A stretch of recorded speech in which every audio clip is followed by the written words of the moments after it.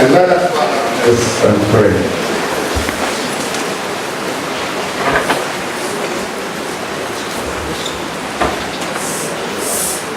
I want you to thank God for this day. The first Sunday in the month of March. I want you to say thank you to God for how far we have come into our 91st Founders Day celebration. Peaceful, successful bonfire. Very good kid parade. Gracious Deva. And a good weather to find you. Thank the Lord. The peace around you. The peace of this nation.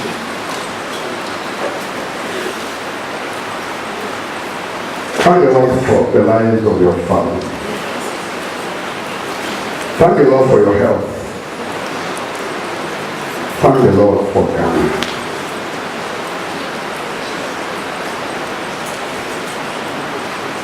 Thank the Lord for Ashimota School.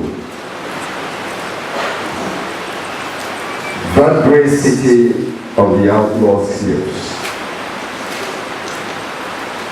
Thank the Lord for the opportunity to be part of the Ashimota family.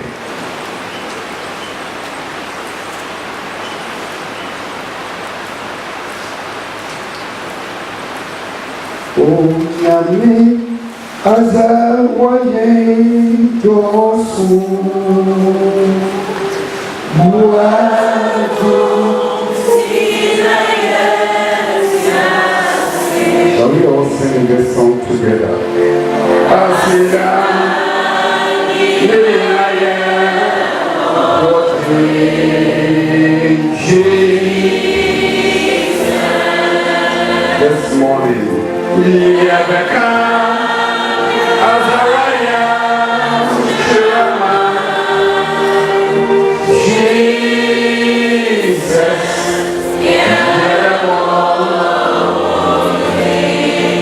Yabora Waye Yakob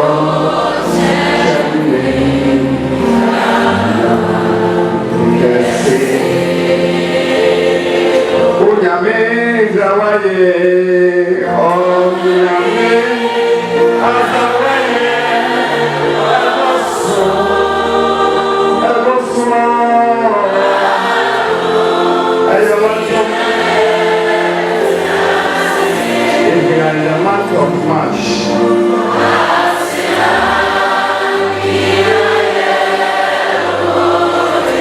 If Ghana is peaceful and we can sit here to worship.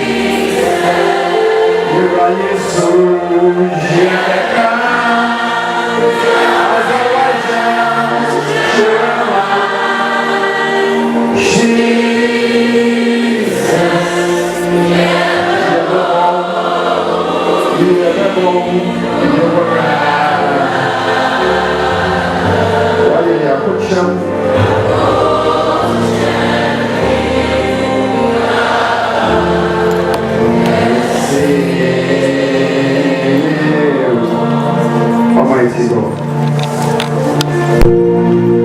God of all humanity, God of all praise, you who made the heavens and the earth and gave us life in Christ Jesus in abundance and in eternity. We thank you so very much that we are alive to see today and to worship. Lord, we say thank you. Father, we say thank you. For 93-year group, we say thank you. For 68-year group, we say thank you. For Mother Ashimota, we say thank you. For country Ghana, we say thank you. For our homes and our families, we say thank you. Thank you. Thank you. Thank you. We could have purchased this peace. Our health is not because we live healthy lives, but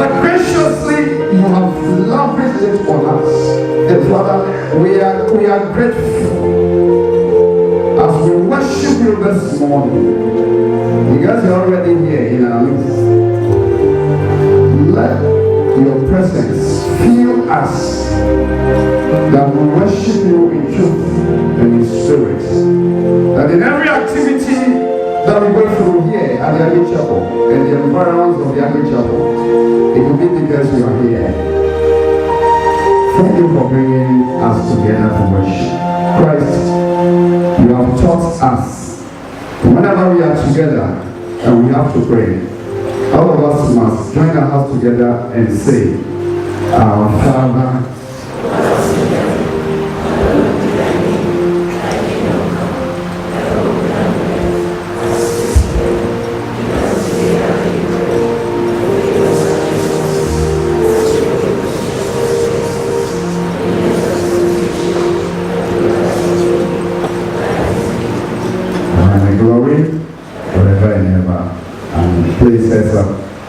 I have the pleasure to invite the headmistress of Achimota School, Accra, Mrs. Joyce Rodali Ado, to welcome us, to tell us why we are here, and also to take us through the ideals of Achimota School.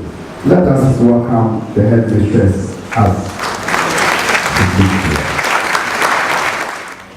Good morning to you all.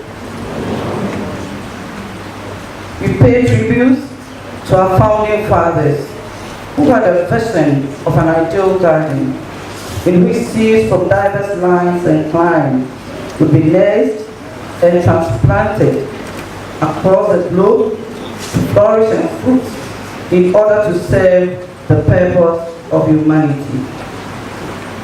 We express our warmest congratulations and gratitude to our OAA68 and 1993 year groups for successfully organizing activities and completing projects on time to mark the 91st Founders Day celebrations. Special thanks goes to my ever hardworking staff, without whom we would not have achieved the success we talked so far. To my beloved students, I'm really proud of the high level of discipline put up during the celebrations and the outstanding performances exhibited at the Deba, to the admiration of all. This is how far the Lord has brought us. 91 years as pace setters in educational innovation and excellence. We have nurtured and trained students to take up leadership positions in Ghana and beyond. We couldn't have achieved all of this without the Lord's grace and blessing. We are gathered here today to worship, praise, and thank God for all our achievements. On this note, you are all warmly welcome home. We appreciate the presence of each one of you. Thank you for coming.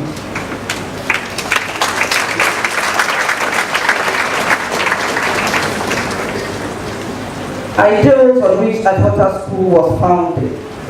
Let us remember the purpose of ideals for which Achimota stands, and renew our loyalty to them. The best use of minds and bodies which God has given us, an equal opportunity for girls with boys in education, respect for all that is of true and lasting value in the old African culture, beliefs, and ways of life, willing and humble service of the educated to the uneducated, mutual understanding and cooperation between Christians of all denominations, and the growth for the spirit in which churches shall one day be united. Friendship, respect, and cooperation between all races on equal terms. The belief on which all else rests in Jesus Christ as the revelation of all time and all people, of the love of God, and as a guide and pathing for our life. Thank you very much.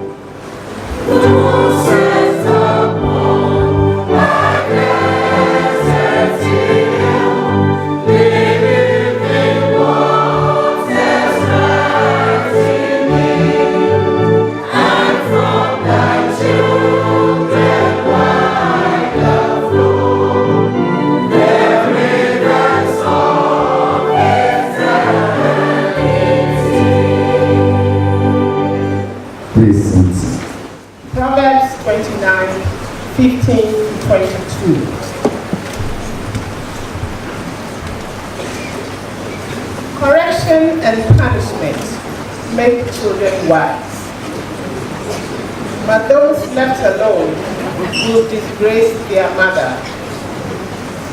When there are many wicked people, there is much sin, but those who do right will see them destroyed.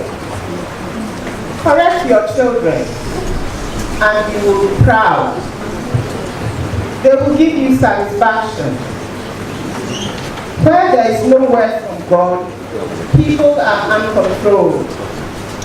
But those who obey what they have been taught are happy. Words alone cannot correct a servant, because even if he understands, he will not respond. Do you see people who speak too quickly? There is more hope for a foolish person than for them. If you spoil your servants when they are young, they will bring you grief later on. An angry person causes trouble. A person with a quick temper sins a lot. Beloved, the word of God.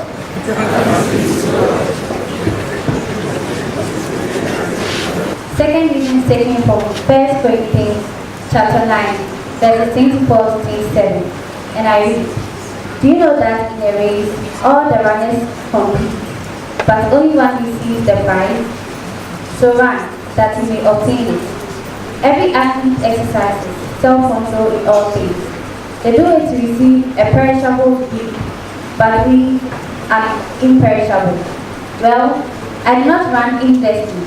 I do not box as one beating the air, but I pommel my body and subdue it, lest as I'm preaching to others, I myself should be disqualified. I take the last verse again. But I pummel my body and subdue it, lest after preaching to others, I myself should be disqualified. This is the word of the Lord.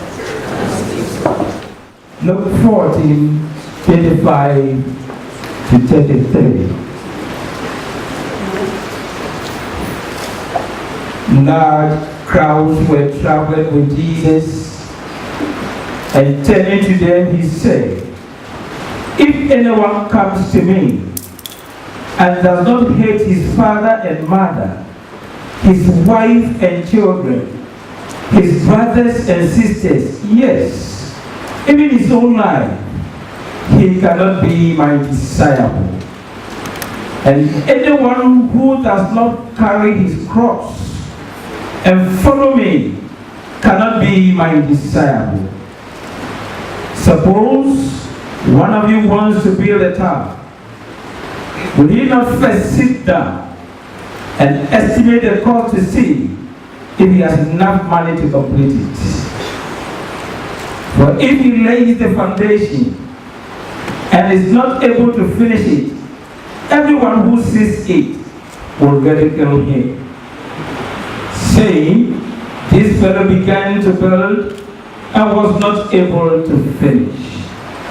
Or suppose a king is about to go to war against another king. Will he not first sit down and consider whether he is able with 10,000 men to oppose the one coming against him with 20,000? If he is not able, he will send a delegation, while the other is still a long way off, and will ask for terms of peace. In the same way, any of you who does not give up everything he has cannot be my disciple. Brethren, the word of God. Please sit.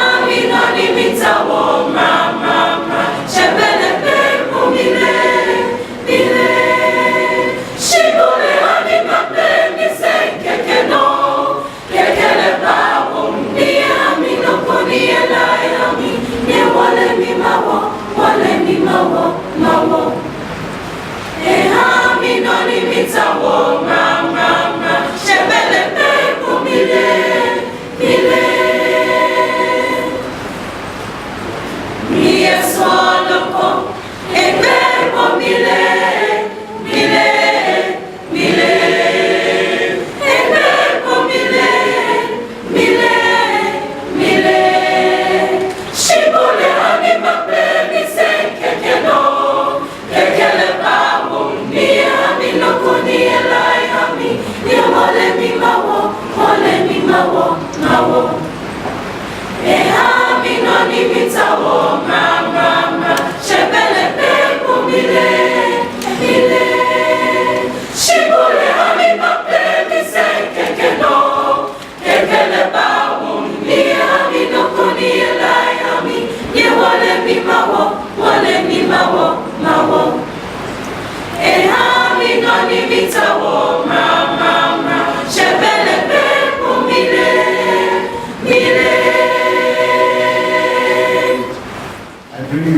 greetings from the moderator of the General Assembly of the Presbyterian Church of Ghana, the Right Reverend Professor Sipas Naomi, the leadership and the entire membership of the Presbyterian Church of Ghana.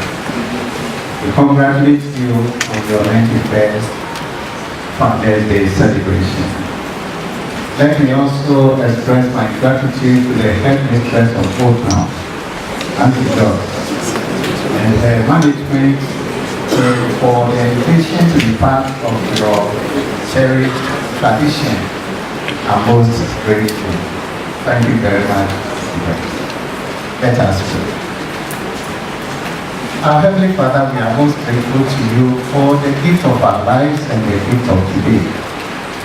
We thank you for the opportunity and privilege given us to come into your presence this morning, to worship and praise you for who you are and for what you have done for us. At this point, Lord, we pray that you once again speak to us. Give us the ears to hear your word and the hearts to obey it. This is our prayer through Jesus Christ our Lord. Amen. You are celebrating this year's Founders Day under the theme Discipline, the hallmark of quality education for nation building. I believe you are all familiar with the Christian Bible. In the book of Genesis, after God has brought creation into being, he entrusted the care and management of the created order into the hands of the human beings he had created. In other words, the creation and maintenance of peace and order in the world is the duty of humankind. That is to say that God handed over the building of nations into the hands of human beings, the human beings he has created. Nation building, therefore, is a divine vocation. It is a duty entrusted into our care by Almighty God. It is imperative that each and every one of us sees himself or herself as one who has been called by God himself, not any other person, to participate in his possibilities and the business of nation building, irrespective of one's career and station in life. Nation building is not the work of politicians only. It is a job given to all of us by God himself. You do not have the luxury of options to choose whether to be part of nation building or not, because it is a role God has given to you and you cannot do otherwise. You can't sit on the fence. The fearful thing is that one day each and every one of us will have to give accounts to God as to how he or she made use of the time, talents, and treasures God gave to him in nation building. He gave us all of those things in order that we'll be able to till the land and to subdue it. And one day we shall account for that. A nation is a collection of people living within a defined geographical space where the structures of the society are well coordinated to ensure security, harmonious and peaceful coexistence, and the freedom to pursue individuals' dreams, which will ultimately lead to the total good and well-being of the general populace. In nation building, we need the contribution of the politicians, the teachers, the doctors, nurses, farmers, fishermen, carpenters, mechanics, and indeed everybody. However, the act of nation building does not come easy. Before all of these people, the carpenters, the doctors, the nurses, the teachers can contribute effectively and efficiently to nation building, they must necessarily subject themselves and go through training or education. I describe education as a process of acquisition and application of knowledge by an individual in order that he or she will be able to fit into the society and be of use to himself family, community, and the nation at large. Education entails the training of the brain, which is the acquisition of knowledge, training of the hands, that is acquisition of skills, and the training of the heart, that is attitudinal development. Through education, one's skills, intellect, and attitude are developed to contribute effectively to nation building. However, acquiring the requisite education that will position the individual to contribute to nation building is not an easy thing. One has to subject himself or herself to rigorous regime of discipline. In the first scripture reading, we heard wise King Solomon saying, "To discipline a child produces wisdom, but a mother is disgraced by an undisciplined child." Discipline your children, and they will give you peace of mind and will make your heart glad. A servant pampered from childhood will become a rebel. The dictionary also describes discipline as training that is expected to produce a specific character or pattern of behavior, especially training that produces moral or mental improvement. Discipline is a learned behavior. It is much more than blind obedience and punishment. Rather, it is a state of order and obedience that is a result of regulation and orders.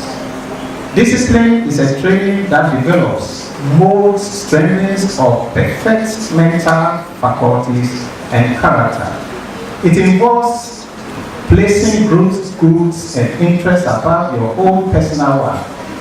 Discipline makes one willing to accept orders from higher authority and carrying out those orders effectively. You must be disciplined to achieve your goals. Without discipline, it will be very difficult to achieve any successes, no matter how desirous you are to be successful. Without discipline, it will be almost impossible to acquire that quality of education which will help you to fulfill your God-given vocation of nation building. The best time to impart discipline is during the formative year of the individual. That is why King Solomon says, discipline your children and they will give you peace of mind and will make your heart glad. It is on that score that I want to plead with all parents to cooperate with the school authorities for the requisite discipline to be imparted to your children while they are here in school. Many of you parents do not have quality time with your children. You, understandably, are very busy people, and yet some of you will not allow your children to receive the right dosage of discipline from the school, which is supposed to complement yours. Many teachers are afraid to discipline your children because we have now become over-politicized as a nation. Everything is politicized. No teacher will want to receive a call or summons from headquarters because you have gone there to report him or her. No headmistress or headmaster will want his or her name to become a chewing stick on various radio stations' platforms. Therefore, they are treading cautiously, and we, all of us as a nation, are the losers. It is very, very important that we insist that discipline, which will help us to be able to perform our roles and perform very well, are instilled at the very beginning of one's formative years. King Solomon says that a servant pampered from childhood becomes a rebel. If we don't give the discipline at the right time, the child will grow up and will know no discipline. What we are doing these days is that we are training the heads of our children, but we are failing to train their hearts and their hands. We are therefore producing intellectuals who lack the attitude and the skills for nation building, and the evidence is very clear for all of us to see. You can see it in so many ways. You can see it sometimes in the nurses and doctors you have encounter with in the hospital. You can see it in the bankers you have encounter with when you go to the bank. You are going to deposit your own money or you are going to withdraw your own money. And you can see the attitude that this is somebody who has been trained intellectually, but he lacks that training of the heart and the hand. Look at the police officers and the military officers. Some of them we have amongst us. Look at their attitude and you realize that they lack discipline. Look at some of the politicians of today and you see it very clearly that we have been trained up here, but over here and here we have not been trained. We have not been disciplined. Look at many of the pastors, many of us around, and you wonder if indeed we have been called by God, if we have any discipline at all. Look at the levels of corruption in our country and in our society, and the irresponsible behavior of people who are occupying responsible positions and who are supposed to behave responsibly. The idea of nation building will elude us if we don't go back to get hold of discipline. My dear brothers and sisters, some time past, if you attended the nation schools, especially the Presbyterian schools, the dictum was work is worship. Work is worship. So for everything that you do is an act of worship. You therefore cannot do it anyhow. If even you have to go to the sports field to play football, you cannot play it anyhow. If you did, the teacher will invite you out of the field or will join you on the field, give you the lashes that you needed, then order you back onto the field to play and play well. Because that's sporting activities that you are involved in is not just for entertainment or to make you healthy, but it's an act of worship. Therefore, my brothers and sisters, St. Paul admonishes us in the second reading that all athletes are disciplined in their training. They do it to win a prize that will fade away, but we do it for an eternal prize. So I run with purpose in every step. I am not shadow boxing. I discipline my body like an athlete, training it to do what it should. Otherwise, I fear that after preaching to others, I myself might be disqualified. So everything that we need to do, we need to discipline ourselves. We need to have discipline. It is God who has called and assigned us the duty of nation building.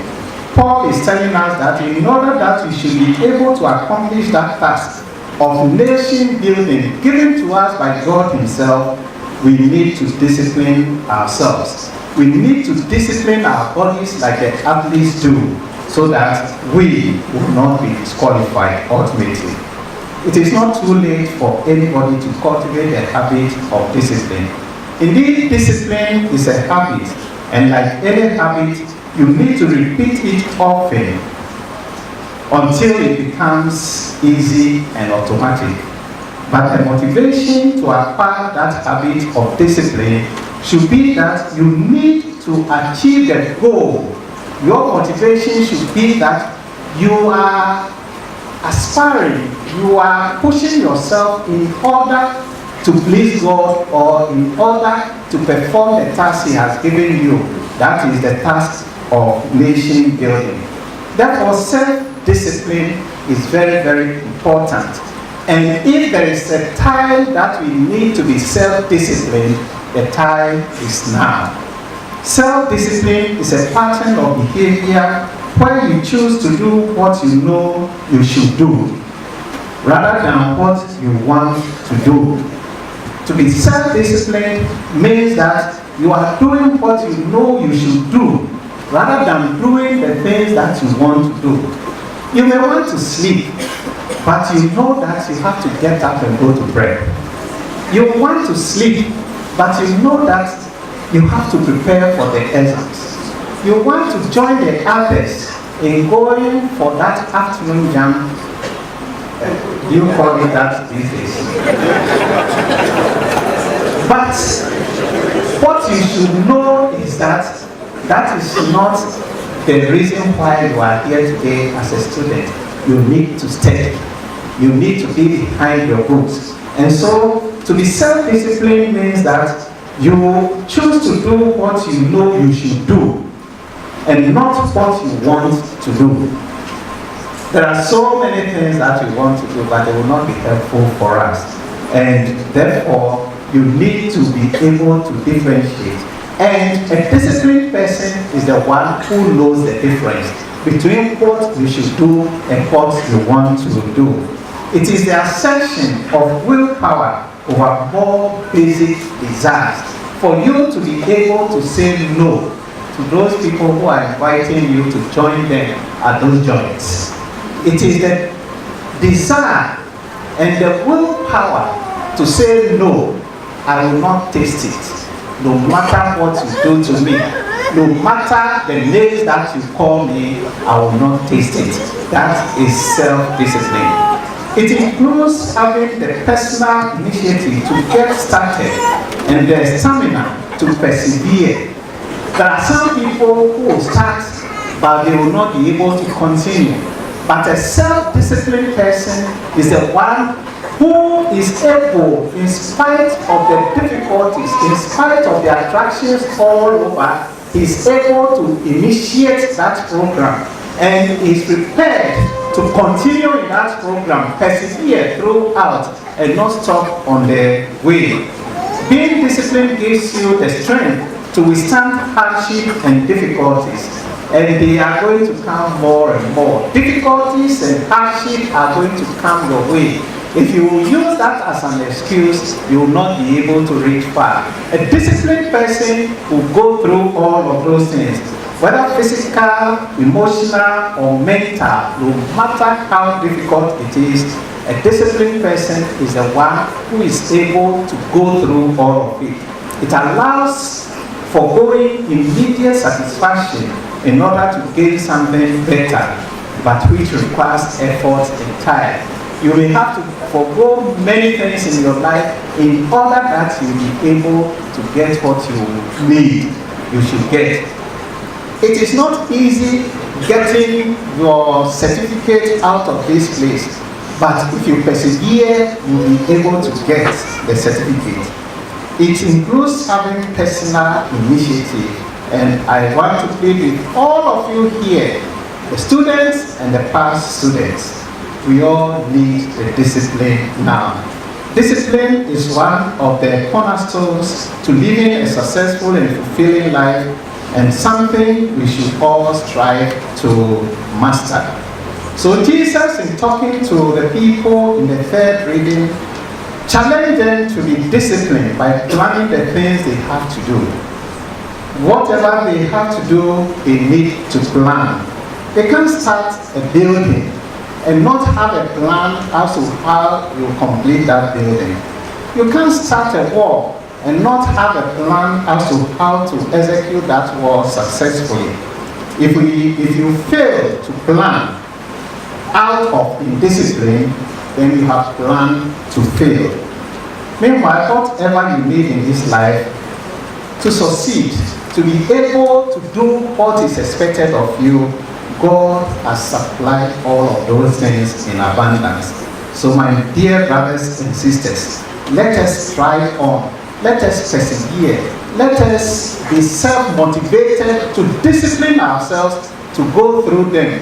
And by the end of the day, we'll be happy we did. Some time ago in class, the late Prof. J.K. told us that there used to be what was regarded in a very derogatory sense as sikafin. These days, it does not matter how you manage to get your money. You can steal from the national coffers and deprive the whole nation of the goods and services they would have derived from the money. Many of us, including Christians, have joined the chorus to say uncritically that the end justifies the means.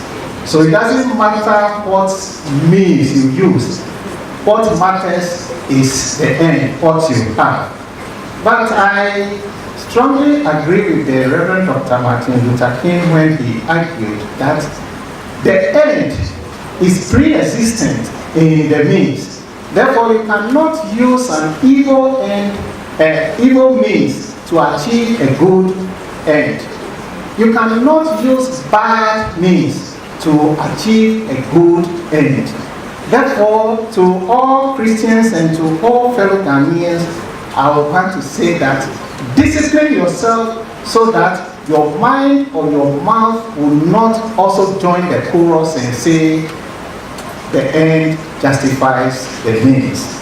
It is not a good thing, and it is not a good habit to cultivate. The end does not always justify the means. You have to use good means in order to achieve a very good end. Meanwhile, we have been called by God to build a nation, and that is the end. And yet, we'll siphon all the monies that will be used in building the nation, and we'll continue to tell the people that the end justifies the means. We'll siphon all the monies, and we'll go to church and tell or give testimonies about how God has blessed us. Many of us are failing in our call by God to build our nations because of the lack of discipline. Even though we have the academic qualifications, we have been trained intellectually, but we lack the discipline to be able to do what ought to be done. Many are corrupt because they lack the discipline to say no to stealing state funds. We are engulfed by filth, though we have all the qualifications, but lack the discipline to know how to manage the environment. We are destroying our water bodies through galamsey, though we have the qualifications to know that we owe it as a duty to God and all Ghanaians to protect the environment. But we lack the discipline to do what we should do. And so our education, the intellectual capabilities that we have amounts to nothing. If you want intellectuals, Ghana is not lacking. And yet, look at us. Look at the environment. When you sit behind your television and you are seeing how we have destroyed our own water bodies, then you ask, what has happened to the training that we received? What has happened to discipline? What has happened to all the things that have been entrusted to us? Our old people who never stepped in the classroom knew about those things. Intellectually, they were okay. In the heart, attitudinally, they were okay, and so they protected those things. And today, we have acquired education through schooling, and we think that we know everything, but we lack the discipline, so we are destroying everything. Formerly, you can just walk to the riverside, scoop some water, and drink. Today, all of us are drinking from bottles, Baltic or whatever, because we have destroyed what God has given to us. And in many countries, they are going back to the organic type of things. And yet, what we have, what people envy us for, we are destroying them and rather going for this because of lack of discipline. Because of lack of discipline, people don't care if there is no money to build or rehabilitate the schools or the hospitals or roads or whatever. They would rather take everything for themselves. Because of lack of discipline, we keep on drinking till we cannot walk or think straight. Because of lack of discipline, we keep on chasing till we end up at the previous unit of the Polyclinic Teaching Hospital. My dear brothers, without discipline, we are doomed. And if you don't discipline yourself now, you go on rapaciously grabbing and grabbing and grabbing, and you find yourself in prison. who will use the money that you have so selfishly grabbed from all of us and start in the bank somewhere outside Ghana. Beloved in the Lord, I want to remind you that we have a charge to keep. We have a God to glorify. We have our saves to save, and we have our souls to save by being obedient to God who gave us that charge. For our purposes today, the charge God has given us is to build a nation called Ghana. By the grace of God, we have the requisite education to assist us in our nation building. What many of us lack is discipline, without which we cannot do much. Without discipline in our personal and national life, we shall continue to glory in the mediocrity we see all around us. My dear brothers and sisters, but it is not too late to go back and pick the discipline we need in our lives to build a great and strong nation, Ghana. To the current students of Motown, count yourselves fortunate to be here. You are the proud inheritors of a great tradition. You have great women and men who have blazed the trail for you. Your school has produced great statesmen and women. Let the lives of those great men and women this school has produced encourage and spur you on to achieve even greater successes.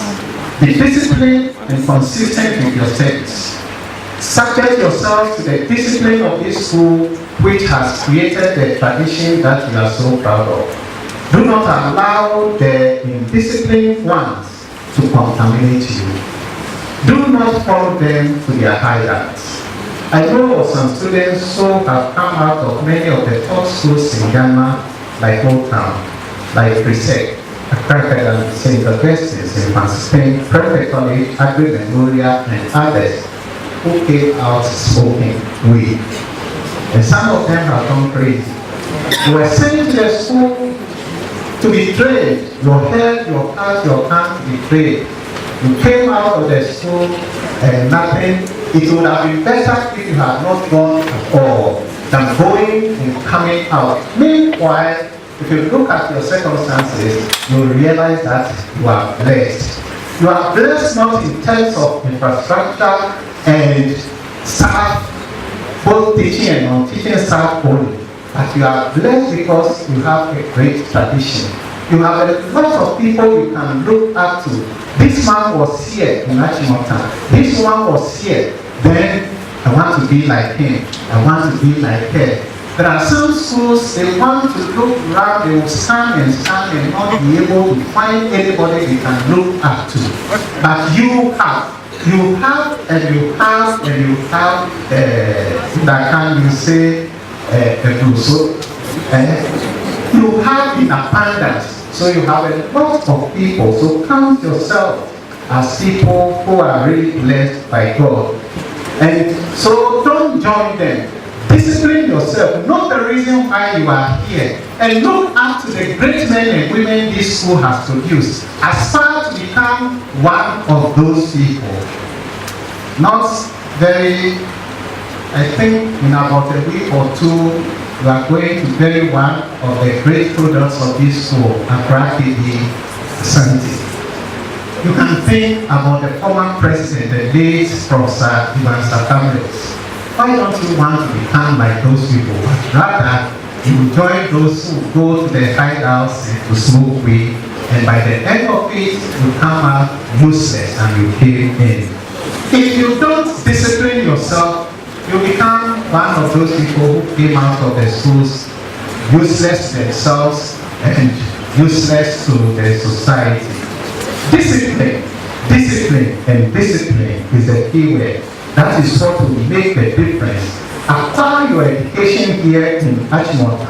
Spice it with discipline, and you are ready to join hands with your compatriots to build a nation to the glory of God. To the past students, I say, Ahiko, the Accras have contributed immensely to the building of our nation. However, the battle is not ended. it has just begun. You have a duty to build a nation through the education you have acquired here in Achimota. You can see the sorry state of our nation.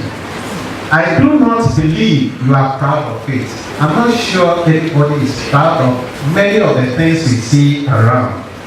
But Dr. Ibrahim Moses said, "For my year, let me and countless of you across are in that position of making a difference. If when you were here, you failed to take advantage of the opportunities given you, so you went out without the necessary discipline, I want to assure you that it is not late. But I know there are many of you who are contributing immensely. Let discipline be your hallmark, because it goes to affect the school that produced you. The Lord Jesus Christ himself demands it from you to be disciplined and plan your life in such a way that you can contribute to the efforts of nation building. Paul advises you to discipline yourself so that you will not lose out in the final analysis. In conclusion, my dear brothers and sisters, to all of us I say, if we are disciplined, or when we are consistent doing the things we know we should do, and when we should do them, these are some of the benefits we stand to gain or enjoy from it. You will achieve your goals. If you are disciplined and consistent, you will achieve your goals. You are consistent in doing the things you know you should do. Your odds of achieving your goals will be dramatically increased. You, as a person who is disciplined, your self-esteem will rise. Every time you push yourself to do something you know you should do, you are building your self-esteem. So discipline comes along with high self-esteem. People will respect you, and the respect people will have for you will continue to grow. This will include everybody, your spouses, your children, your family members, the community members, your employer, and everybody will admire you, and they will gain their respect. You will influence the lives of others if you are consistent and you are disciplined. You will influence the life of many. There are many people out there who are looking up to you. And how are you influencing their lives? For good or for better? Or for worse? If you are doing the right things, you are encouraging people to do the right thing as well. Every good and right thing you do influences the lives of those who are watching and can have a ripple effect on the future generation. You will see greater success in all of your life if you are consistent and disciplined. John Ron says that for every disciplined effort, there is a multiple return. You will enjoy a more rewarding and satisfying life. Through that, we shall collectively build a nation we shall all be proud of. A nation that is great and strong. A nation whose royals will not struggle to travel outside the country to go and do menial jobs or go and serve as slaves to others. If we are disciplined and consistent, we as people who are disciplined, my dear brothers and sisters, the most important thing for us to gain is that the Lord himself ultimately will talk to us and will hear his sweet voice telling us that, well done, good and faithful servant. You have been faithful over a little. I will set you over much. Enter into the joy of your master. This is my prayer for all of us. In the name of God, who is Father, Son, and Holy Spirit. Amen. Amen.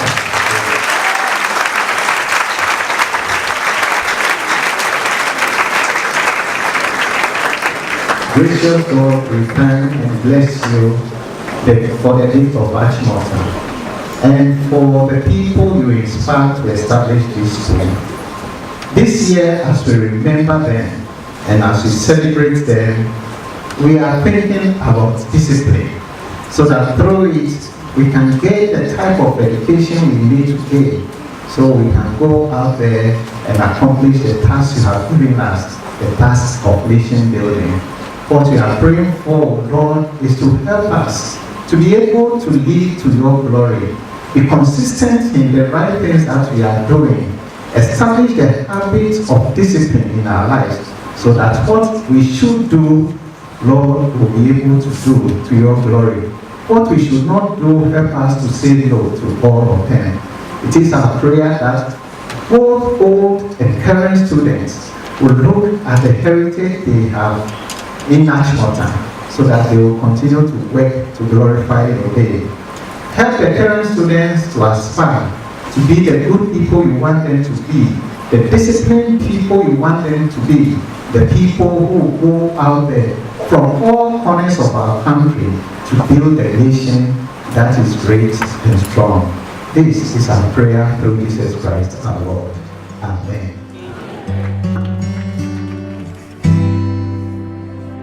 Great is thy faithfulness, O God my Father. There is no shadow of turning with thee. Thou changest not, thy compassions, they fail not. As thou hast been, thou forever will be. Great is thy faithfulness, great is thy faithfulness. Morning by morning, new mercies I see. All I have needed, thy hand hath provided. Great is thy faithfulness, Lord, unto me.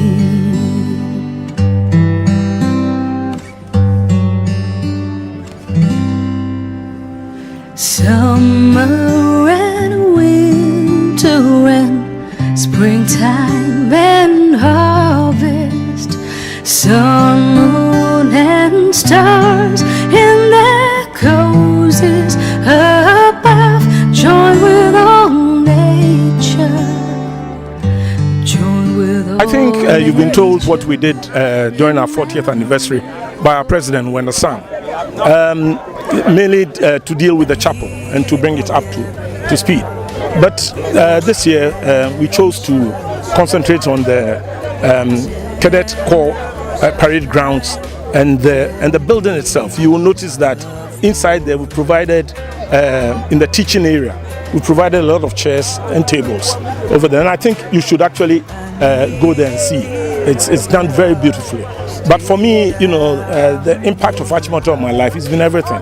You know, I was in the primary school and then I came over to Achimota School. Most of these guys you see are lifelong friends.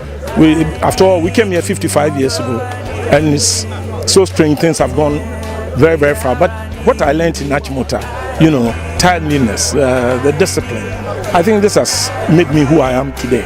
You know, the focus. Achimota School gives you focus, enables you to focus on the things that you want to do.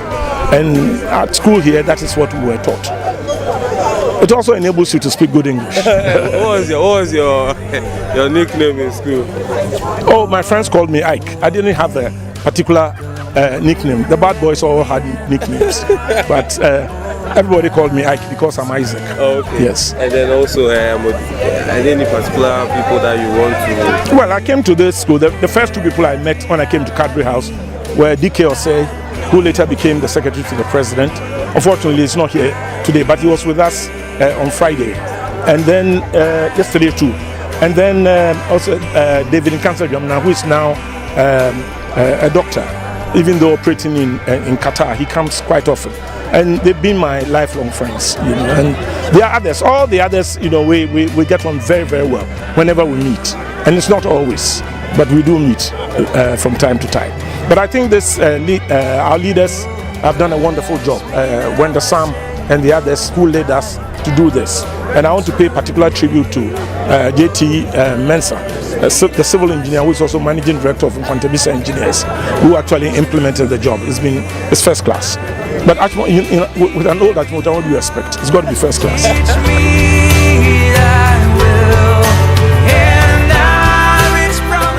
As OA president, I would like to say that the OA is very grateful to the 1968 year group, also the 1993 year groups, for the excellent projects that they've undertaken on behalf of the OA for the school. So we applaud them for these gestures and do hope that other year groups will continue in similar way.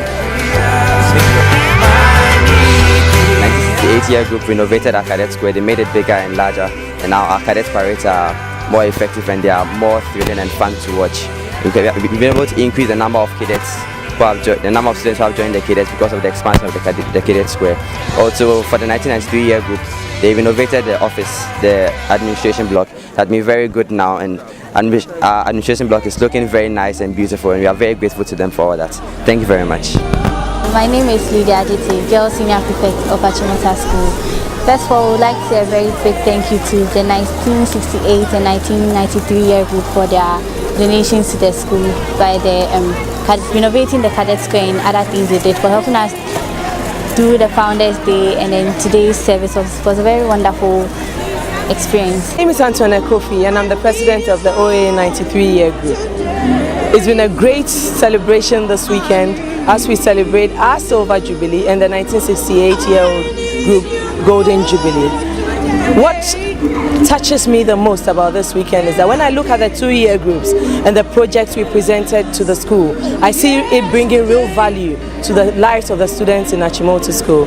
We renovated the 1993-year group, renovated the general offices, and then created an archival building where all historical records from 1924, which were admission records, right through to today, were archived and put in chronological order and index to make it easier for the school to retrieve it.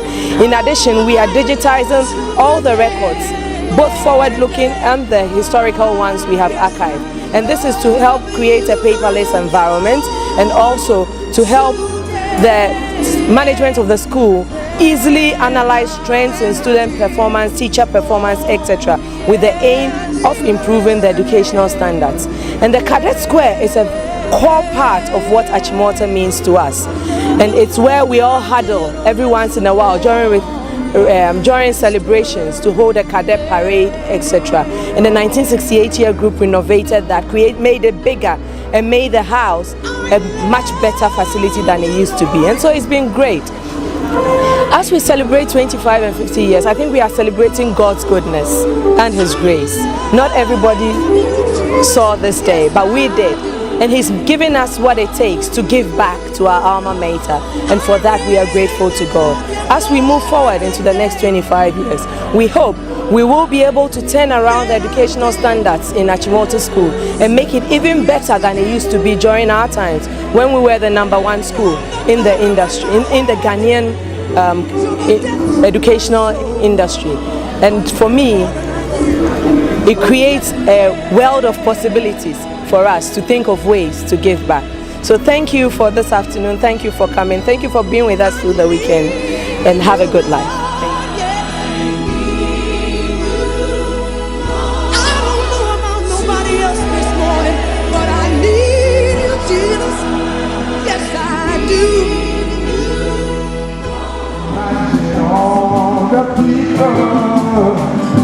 Living for today,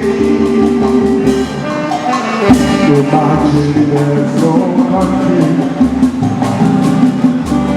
there's hard to do, nothing to kill or die for, and no religion too. Imagine all the people living like babies. You dreamer, but I'm not the only one. I hope someday you'll join us, and the world will live as one.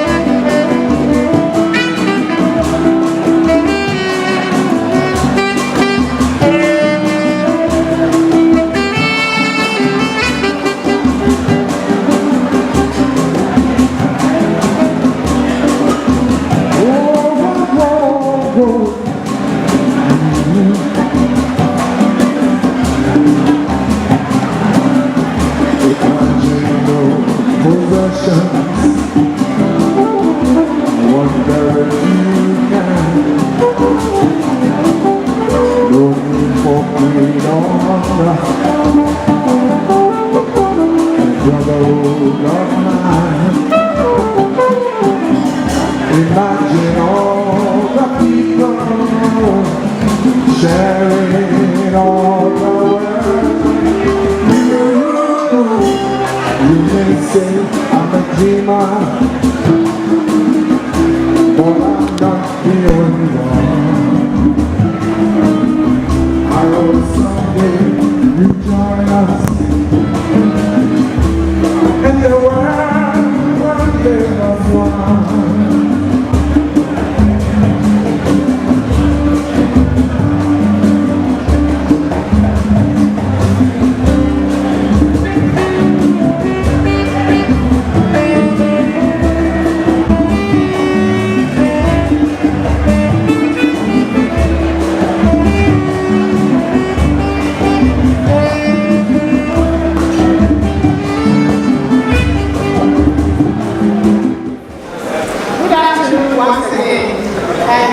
I'm sorry that I have started a little bit late, but we are on track now.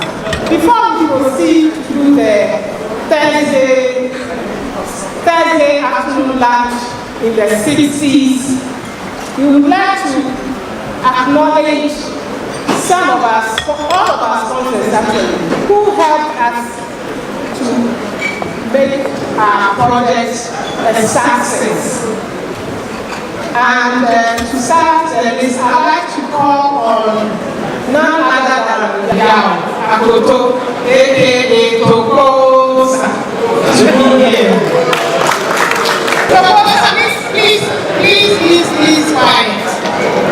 Tokosa will do the honors to this very special person who, without any hesitation, when we approached him, said, I'll do whatever 68 group wants. And we are very privileged of all our sponsors. He's the only person who came to the Thanksgiving service as well. Ladies and gentlemen, shall we give a warm applause as we present T.T. Brothers with our acknowledgement. Thank you.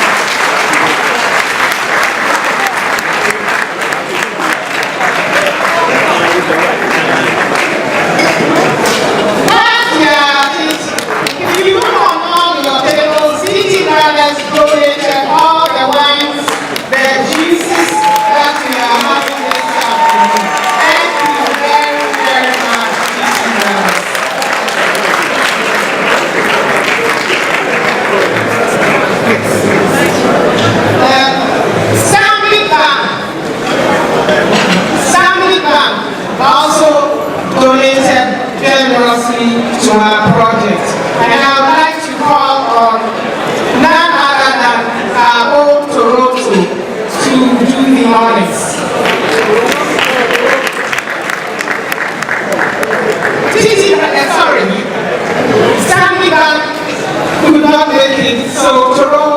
will do the presentation to them. Thank you very much.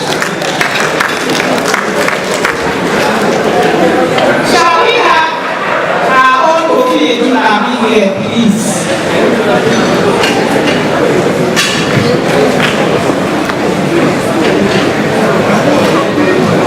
Kofi Edulabi will take a plaque. I'm sorry. Point of correction. Fortunately, the chairman of Beige Bank is none other than our own Kofi Edulabi.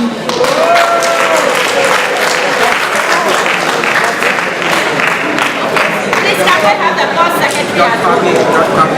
Can we have the board secretary from the Beige Bank here as well to take the plaque for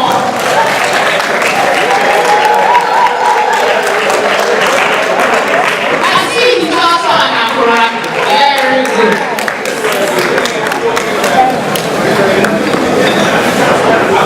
Apart from Beige Foundation giving us donation, then managing director of Beige Bank also made his own personal donation to our group, and we are very grateful. Michael, okay, so we'll give it to you. Yes. Thank you so much. Thank you so much. As we go on, I'd like to call on Mrs. Mary Kessie.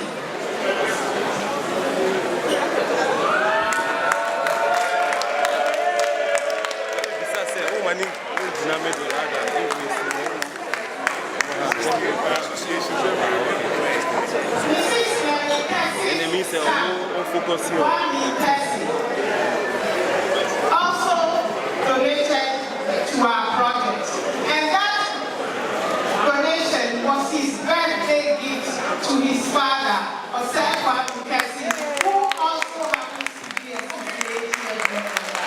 Thank you. So she's taking the award on behalf of their son. Thank you so much, Mary. Also on our front. Another individual who, without blinking an eye, told me, I solicited from him, and he said, I'm gladly that we help you for a good cause. This presentation goes to Big-Led Construction and Crushing Limited. To receive their citation is our own Victor Forces Okaipe.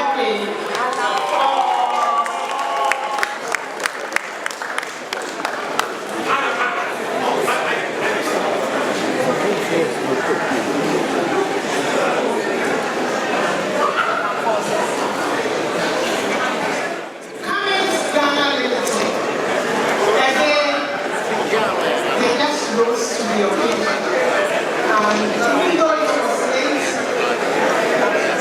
decided that they would also contribute to our cause.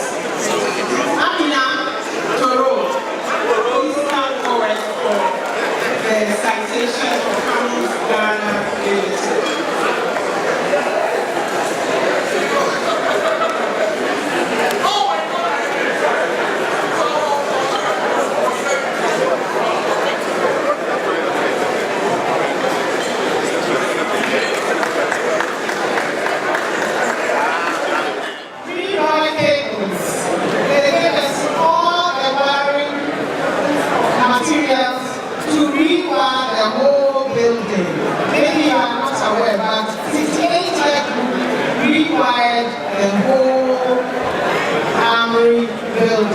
And we also made the connection from the generator to the Armory building in the square. Thank you so much, Reroy Cables. To do the honors is Betty as a representative to Flora, who solicited Reroy Cables. Thank you.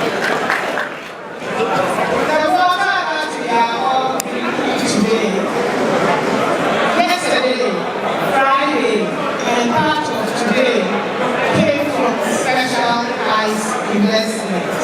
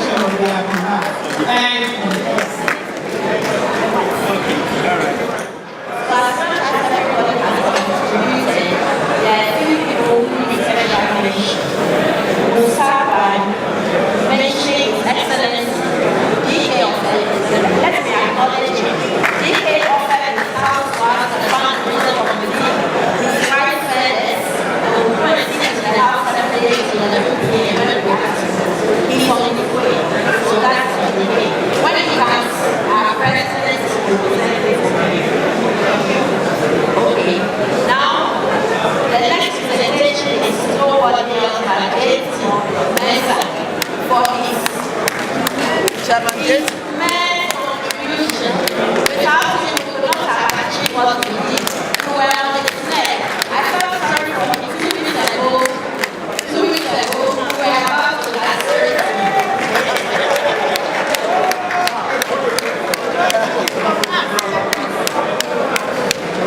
Thank you so much.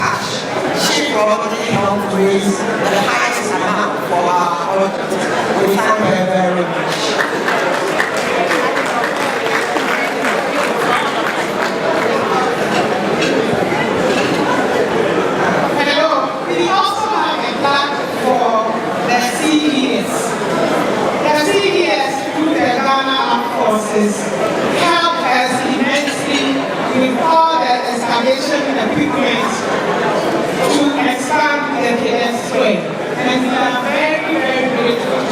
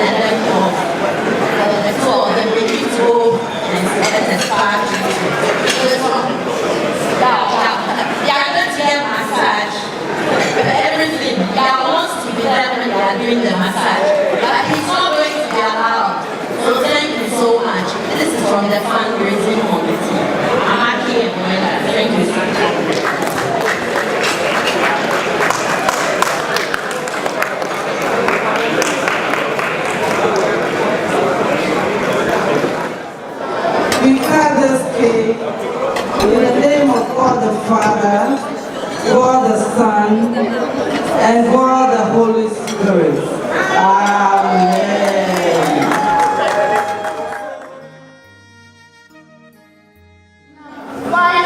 Finally finished our project to the glory of God. Amen.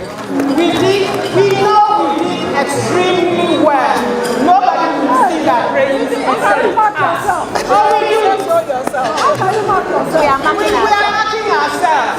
We know what we have achieved. And for that matter, I remember a year ago when 66, 67 were handing over to us, I made a promise that we will not repeat their record. And by God's grace, we did not. In fact, we finished ahead of time. Yay! As we hand over the baton to 1969 years, we charge them to emulate our record.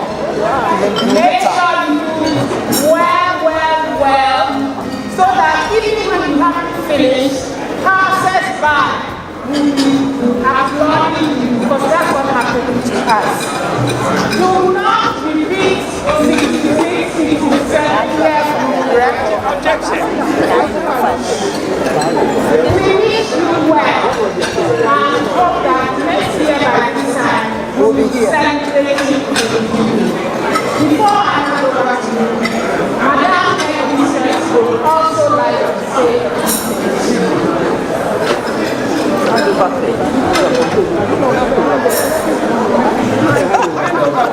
We hand over to you. And then our president will say. Yeah, good afternoon. Good afternoon.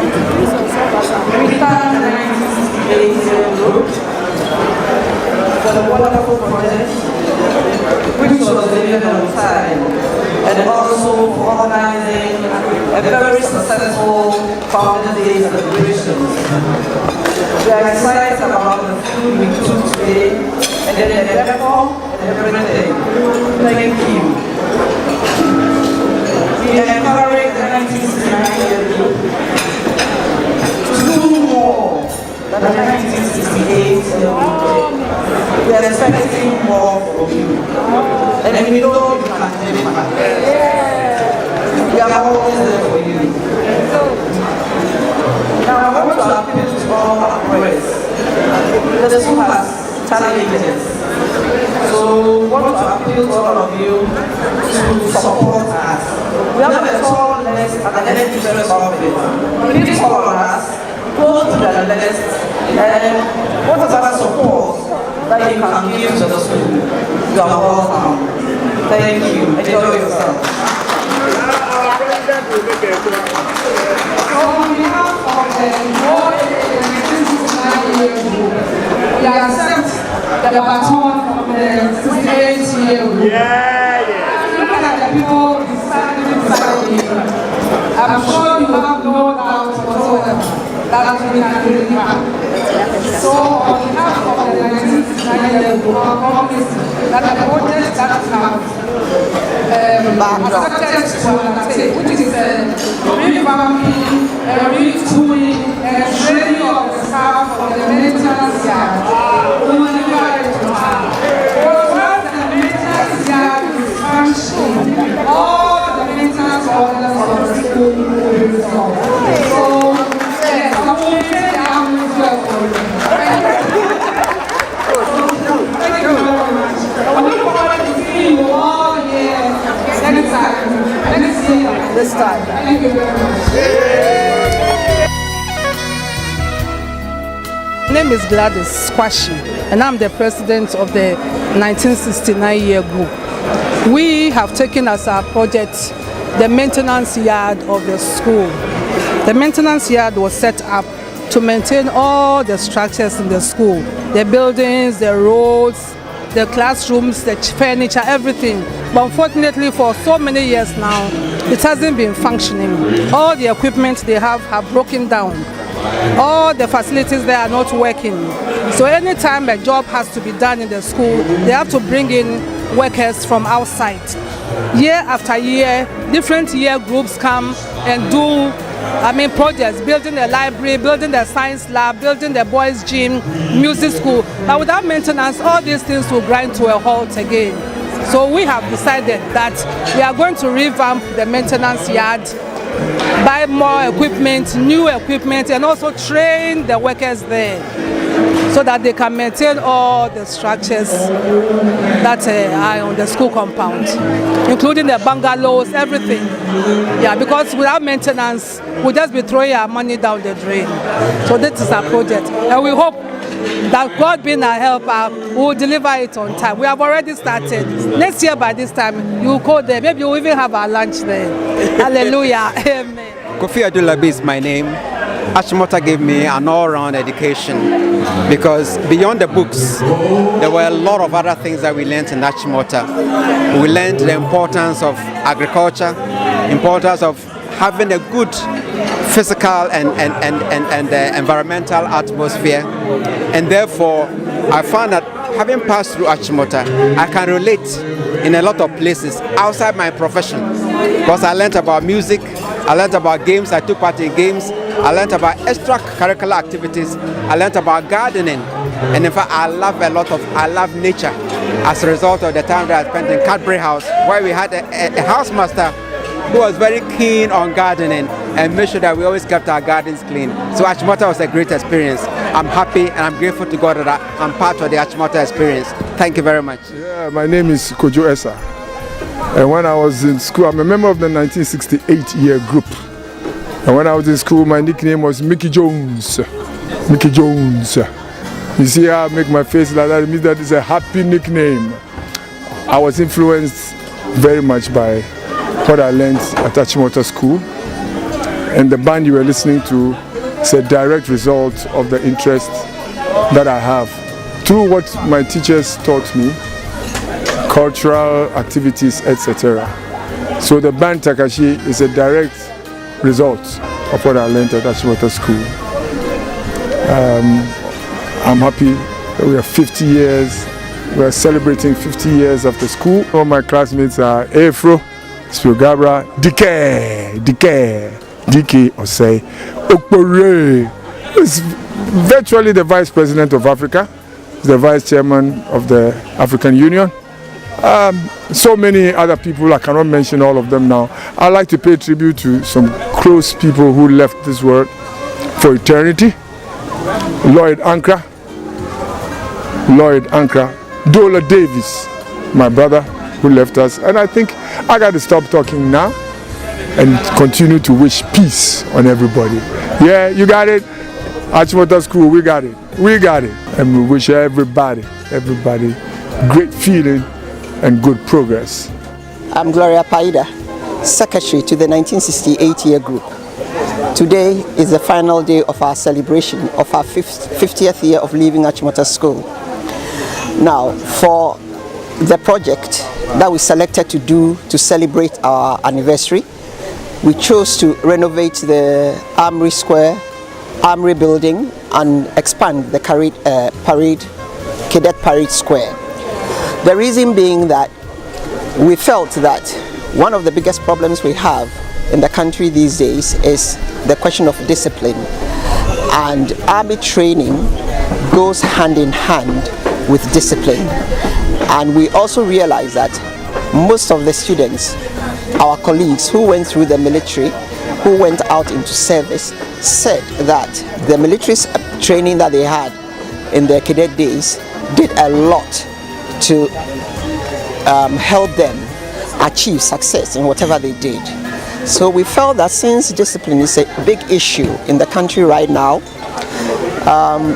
doing the Cadet Square and helping increase the number of cadets will go a long way in producing students and people ready to take the helm of the country and help restore that discipline that we miss so much.